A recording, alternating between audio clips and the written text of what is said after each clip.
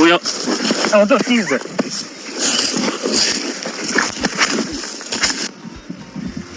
hapo guys, maitezi kuno munoziva ka kuti isu tirembewa turova masose iyo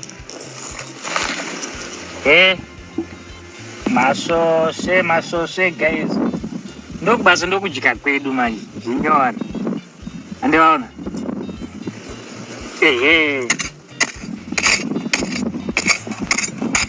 masose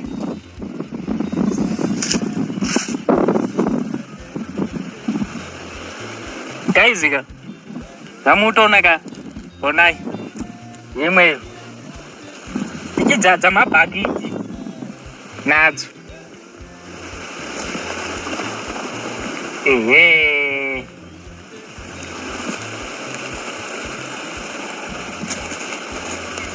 kawana andimaiziya ka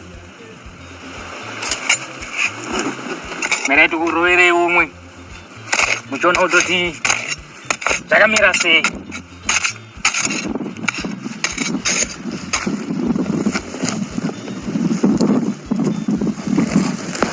Andika maona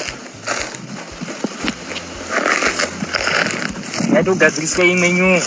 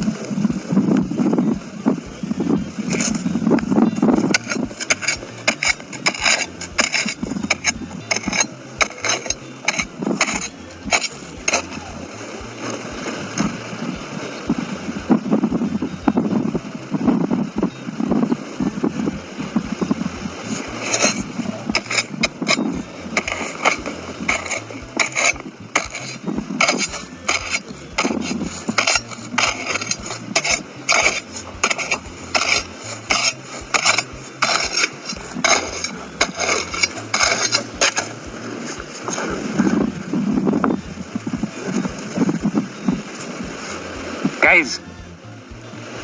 Ayos nhasi manaki andimaona ka tichirova karendari sekarendari pahera umwe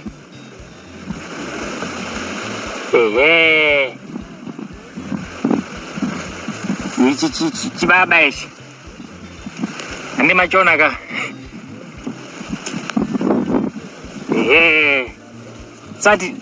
tisati taita chinhu ka guys. Mirai muone nhasi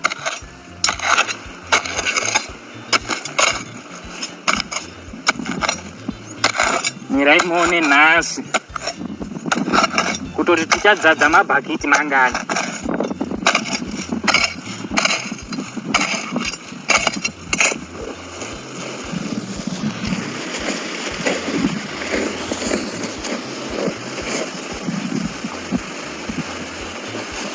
Alright, iri kure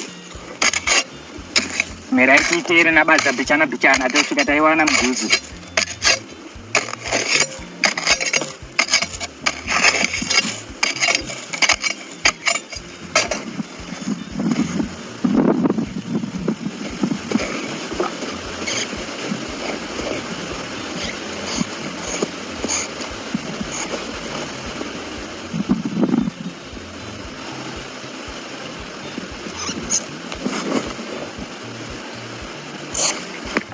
Hapo guys,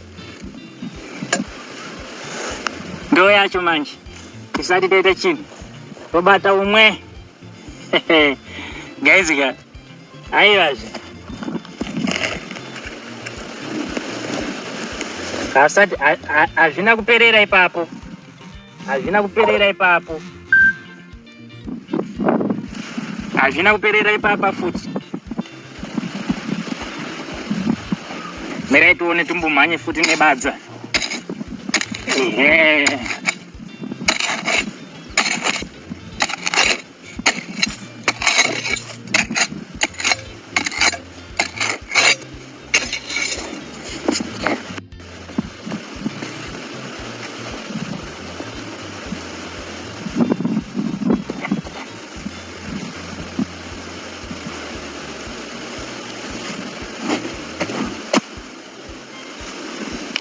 hazvina kuperera ipapo, tichange tichienda nebhandi.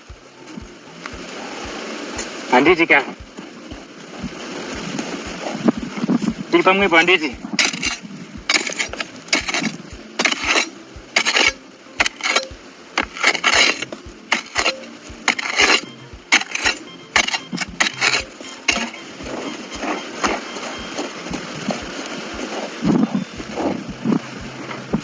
usafunga kuti zvaguma.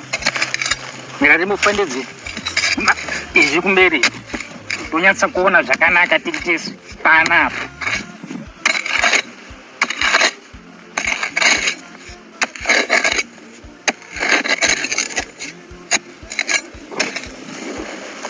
Miraona zvina kuperera.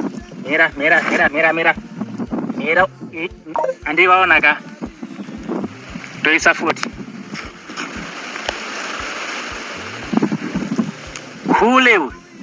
kule nditika hazvina kuperera ipapo. Uendaisa mhino kumberi manje tomurova nembama.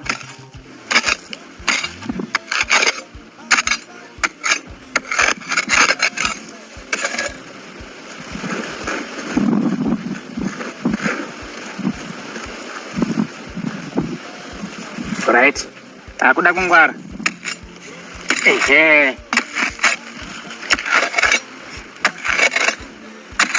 chamugadzirira saizi nai.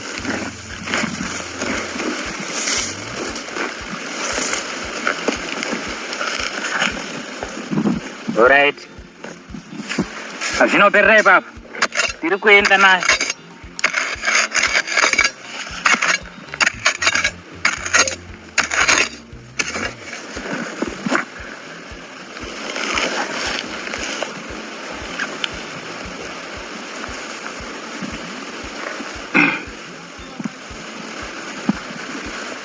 Maita sei guys, kule uyu handiti. Saka toona futi ndiyakatovhara yese, ndiyakanga atovhara but hazvina kuperera ipapo. Mirai manje tinyatsoona kuti zvakaperera papi apa zvisati zvapera. Ehe,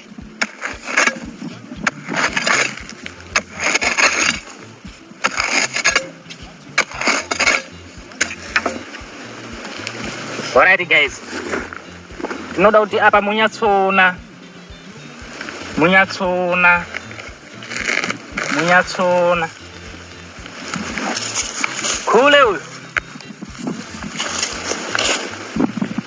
kule uyu ane mamona ka hazvina kuperera ipapo.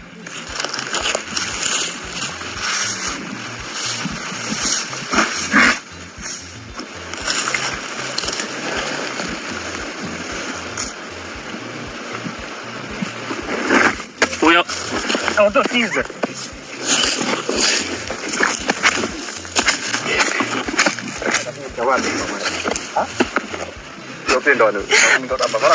ada. Hey guys,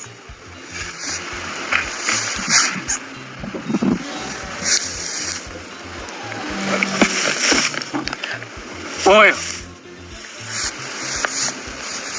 kule uyu handimaona.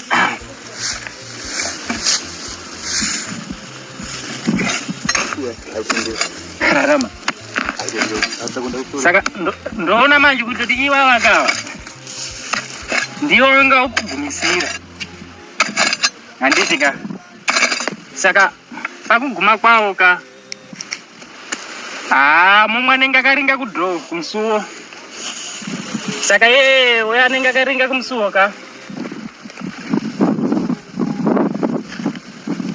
ndiye achapora. Handimaona guys, dzese idzi hera 1 mwina 1 dzese idzi. Saka izvezvi ka hazvina kuperera ipapo. Kuno umwe futi uri kuenda uku wakatosara une vamwe wavo. Saka tomhanyisana navo futi tovabata sei vavava. Raimone guys,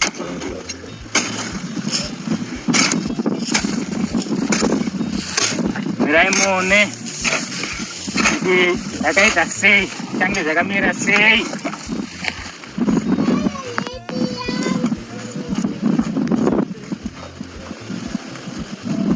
Yes, guys. Tese ngatitarise ngatise maziso edu pamwe chete iwone kuti izvi zvichabuda pa prophet yacho changu yakaita sei.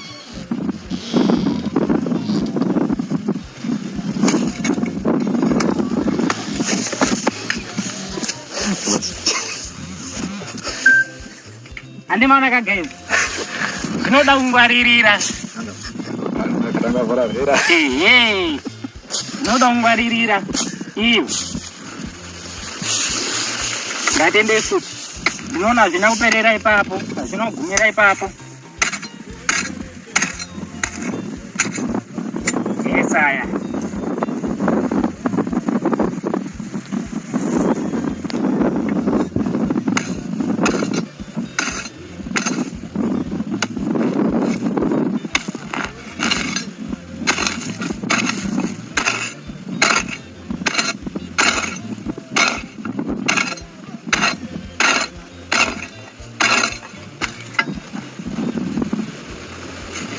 right.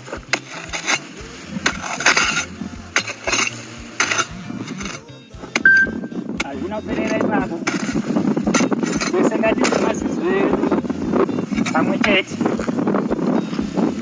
Tonyatsaona.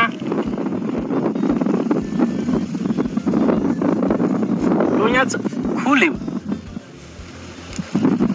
Ehe. Tobisa pa group. Tonyatsaona tese. All right. Ibaba.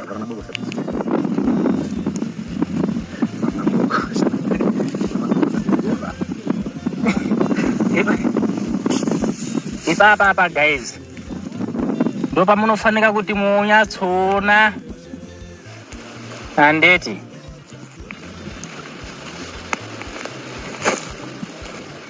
Kule huyo.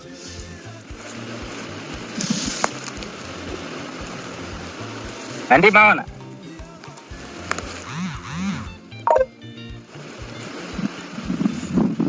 Right. Kule huyo akatozvifarira kutiza nemwana wake. Ata zvina kuperera ipapo munyatsoziva.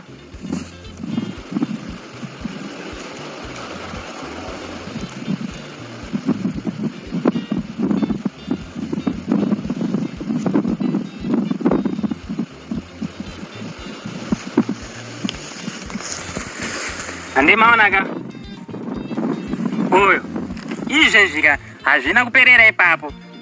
Nyatsoona kunyatsotarisa tonyatsoona kuti ndipi chatambika anditika.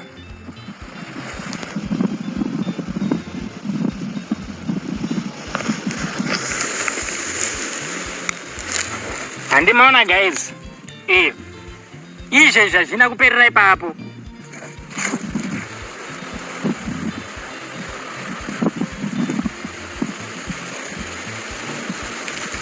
Papo guys.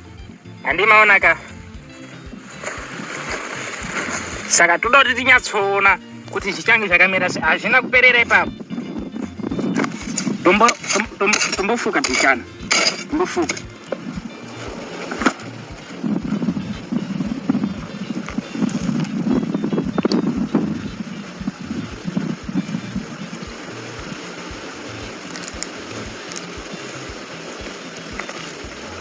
Kule huyu. Amona ka. Ndo pamunonyatsoziva kutoti izvezvika zvaguma. Hakusisina chinhu. Apo guys. Ndokushanda kwanhasi. Masvosve ndo pamunenge muchiziva kutoti anodyiwa. Saka mwina 1 kwenda kabata ese aya. Saka zvinenge zvitori na profit. Musachere mwina wembewa muchienda kabvisa 1 kana kuti 2. Bvisai zvakadai so. Munoona profit yacho.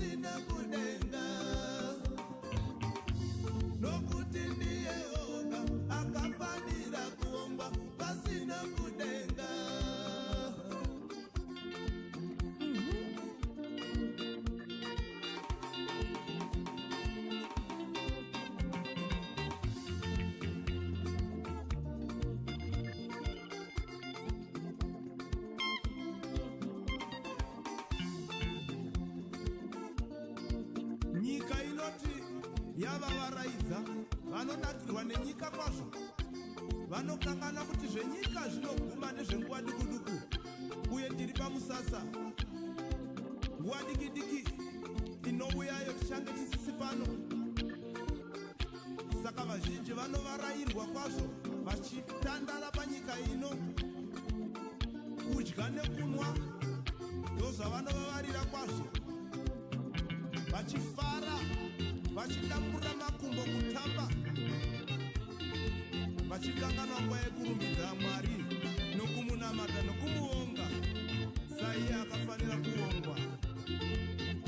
Chiuyai hama dzangu timuonge nguva ichiripo kuchakachena, nokuti usiku uchauya. Iwe neni tine basa rekumurumbidza muzita raJesu Kristu. Haleluya.